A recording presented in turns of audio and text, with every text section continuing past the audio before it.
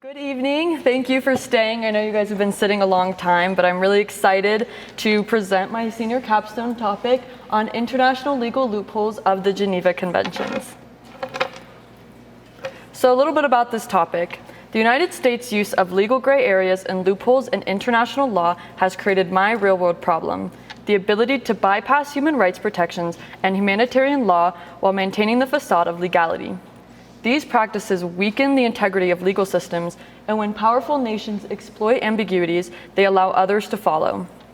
Detainees, refugees, and civilians bear these consequences every day, and ultimately the continued use of these legal gray zones undermine the accountability and challenge the rule of law. So what are loopholes? International legal loopholes are gaps, ambiguities, and technical defects in international treaties and law that allow states and actors to circumvent their legal obligations. So this is generally surrounding human rights, civil rights, government, and security. So my topic is not a lot of stats-based, it's very secretive. A lot of it is in this gray area where we can't really define if it's legal or not. So I pulled some of the most infamous exploitations to give you a better idea of what is really the problem.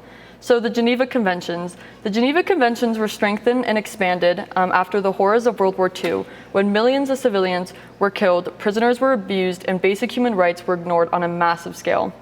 The sheer brutality of the war showed the world that these existing rules were simply not enough. So in a response, the countries came together with a common goal to ensure that even during war, there are limits, and humanity is never truly lost. So they were 4 international treaties to protect humanitarian law. The first treaty, the convention, is to protect soldiers on land. The second convention is to protect soldiers and military personnel in water. The third convention defines a prisoner of war and dictates their humane treatment. And the fourth convention protects civilians, detainees, and refugees, and anyone that's in an occupied territory. All 196 nations of the world did ratify this, making it universally binding. So a little bit about why I chose this topic. So my personal interest in this topic is I just grew up traveling and really got a sense for the world. Also, T does a great job of teaching us globally, with Spanish teaching us about Guantanamo Bay, or history classes on history and the world as of now. I also plan to go to college at Columbia, and I'm going to speak or learn about international policies and study global politics, as well as I hope to one day either work in the UN or for the government. I also think that this topic is incredibly relevant and pressing and very urgent to the current status of the government and the wars that are happening today. Which leads me to my essential questions. So for this topic, I had 2 essential questions that guided my research. How do gray areas and loopholes in the international justice system enable abuse, and what measures need to be taken to avoid it? How do loopholes and gray areas occur in government systems, and how do we hold accountability? So Guantanamo Bay. After 9/11, the United States opened a detention center in Guantanamo Bay Naval Base in 2002 as part of the War on Terror. The key reason for choosing this location in Cuba was purely strategic. It's controlled by the US, but doesn't follow under its rules because it's located out of its sovereign territory. This allowed the government to argue that detainees there were not fully protected by US law or by the Geneva Conventions, leading to its controversial take that they are held indefinitely without trial. This is incredibly controversial because they are held without trial and they are not labeled as prisoners of war, which takes away their protection status under the Geneva Convention. This means that they are in treatment of terrible abuse, humiliation, and everything you can think of without protection. Its current use in 2025, President Trump ordered preparations to hold up to 30,000 undocumented migrants. So it is now being used for immigrants and expansion for a migrant operations center in response to ICE. It relates to the Geneva Convention directly as a loophole because it is off of US law and it is still protected, but by mislabeling the detainees, they are no longer protected. I do want to preface that the next slide may have some photos that are sensitive, so I just want to say that in advance. So Abu Ghraib. Abu Ghraib is probably the most infamous exploitation of the Geneva Convention in history. Abu Ghraib was a prison complex in Baghdad, and it gained international notoriety in 2004 for the abuse of Iraqi detainees when photos of the abuse were leaked globally. It was also a former notorious site for the torture under Saddam Hussein, and the prison became a U.S. military detention center where soldiers subjected prisoners to physical abuse, humiliation, and murder. This is incredibly important because it damaged the U.S.'s reputation globally. It showed the world what we had done and how easy it is to replicate the same. Again, with humanitarian law, without authority, this allowed other countries to start keeping their own detention centers and abuse. It relates again directly as a violation and falls under the same loophole as the Geneva Conventions. By mislabeling the detainees as enemy combats and terrorists, they are able to endure harsher treatment. So a little bit about current exploitations. I want to preface that these are all very, very complicated conflicts, and these aren't the full stories, just examples of violations that I have found. So with the Russian-Ukraine conflict, there are strikes on power grids, water dams, and heating facilities. This is in violation because the Geneva Convention strictly prohibits attacks that cause excessive civilian suffering. So the loophole here is a claim of dual-use infrastructure. Dual-use infrastructure claim is claiming that it is used for civilians as well as enemy use, which allows us to attack for the benefit of taking down an enemy or a violation. The United States has also violated this same rule with the airstrike in Iran that hit a school and the threats on water infrastructure. Again, in the Geneva Convention, distinction is you cannot target civilian needs. They use the dual-use claim as well as a military target nearby as a claim to attack a civilian located area. Moving on, with the current war that's happening in Israel, there are restrictions on food, water, fuel as siege warfare. The Geneva Convention, again, is protecting the people, so this does fall under the gray area, as restrictions were claimed as military necessity. In Iran, there are labeled protesters as terrorists to endure harsher treatment. So Iran went in and took protesters from hospitals and safe zones and labeled them as threats and was able to put them in detention centers. Again, this falls under the same rule as that mislabeling prisoners of war takes away their entire protection in the Geneva Convention, and they're no longer safe. So my fieldwork. For my fieldwork, I went to Lisbon, Portugal. So why Lisbon? Lisbon is an intersection of international migration and law. They're also known for having a really open approach to refugees. So they take in refugees and asylum seekers and help distribute them to safe countries and provide them with documents when they don't have them and safe travel. They're also founding members of NATO and provide access to the NGOs, which are non-government organizations, and the United Nations refugee agencies. They also participate in international law reformation annually, specifically surrounding the Geneva Conventions.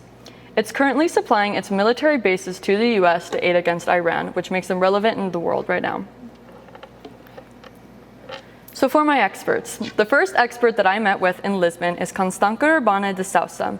She's the former Minister of Internal Administrations of Portugal and is also now a law professor. She spoke a lot on the lack of authority and that this is really a problem. Humanitarian law is generally upheld by an eye for an eye. You want to treat the prisoners that you take how you want them to be treated. There is no authority and there's really no clear way to how accountability. The second expert I met is Francisco Pereira Cortino, who's the Director of Observatories of Portuguese Legislation and is also a law professor at Nova. He works a lot hand in hand with the reformation that's happening right now and was a part of the room when the decision to aid the US against Iran. He also speaks publicly on the US law and the place that Portugal has in the world right now, publicly with the legislation. He's incredibly important with the board and works to make peace. Then I met with the Portuguese Refugee Council of the Red Cross. I met with Sandra Hermana, who is a board member, the legal department, and the social workers and psychiatrists of the refugee children that were on the base I went to. They spoke a lot about the specific location I went to is only for children. So they spoke a lot on how the specific definition in the Geneva Convention for asylum seekers or children or refugees is very, very limited and outdated. So she said that this often causes children to age out before they get help, and they can only take very few children on emergency need. So a lot of children don't follow the qualifications and will never apply and never get the help they need, which led me to speak to the refugee children themselves. I spoke to refugees of Israel, Iran, and Africa. To speak a little bit more on these children, but to protect the privacy of the children, I will not be including their names or photos, just the stories I have permission to share. I picked this quote from a poet, Warsan Shire, because I think it speaks for itself, and I think it really highlights the issue. No one puts their children in a boat unless the water is safer than the land. Nearly 40% of all refugees globally are children.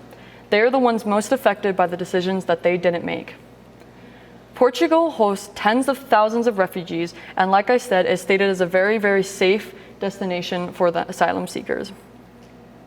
A lot of these children are arriving to a foreign country on their own after losing family members, surviving war zones, or traveling long, dangerous journeys. So to dive into the stories of these children, the first child I spoke with was from Iran. They were 15 years old, and they were at a protest for basic human rights. They were labeled as a dangerous threat, among many others, and were forced to escape the country to not be in a detention center. They arrived in Portugal alone. The next child was from Africa, which has some of the highest child displacement rates in the world, children free from armed conflict, hunger, and climate disasters. This child fled over 100 miles, ending up in a refugee system because they had no food and no water and no sustainable way to continue. The third child I talked to was a child of the conflict zone in Israel. Like many children and all over the world, they lost the human needs that they needed to survive. They lost their school, food, water, safe home, and aid. So they were deemed an emergency rescue and went to Portugal as a refugee. So my essential answers. Unclear and outdated definitions in the Geneva Conventions allow states to reinterpret rules and avoid their legal responsibilities. Government systems find themselves having loopholes when legal documents are vague or inconsistently enforced, allowing gaps to be created. So in conclusion, the Geneva Conventions suffer from misinterpretation and outdated definitions. Like with the refugee children, they no longer match the modern day, and they have so many gaps that they didn't account for in 1949. There is a severe lack of accountability and no clear way to approach the issue at hand. There is no authority, so it is really, really difficult to punish people that are perpetrating these rules. Loopholes do not come from missing laws, they come from laws that no longer match reality.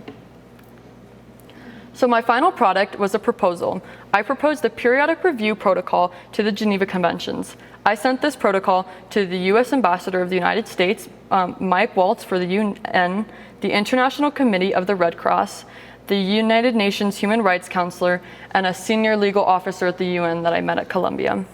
So my periodic review is a reoccurring structured mechanism for reviewing the Geneva Conventions. So this would occur every 5 years, and a committee would come together and they would redo the definitions and account for modern proxy warfare, AI, new machinery, and things that they couldn't account for in 1949. So they would go in and look at specific definitions and key words that would take away the limiting factors of the Geneva Conventions, essentially closing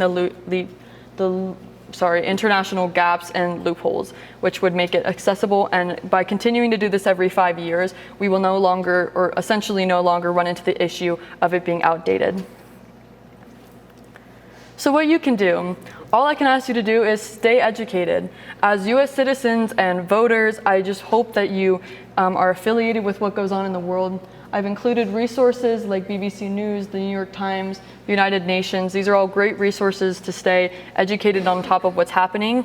Also reach out to your local politicians. They'd love to hear, and just voicing your words can really make a difference, as well as just being supportive and knowing what you can do to help, especially when you make educated decisions on who you vote for and what you reach out for. So I'd like to end on this quote from Martin Luther King Jr. "Injustice anywhere is a threat to justice everywhere." Thank you.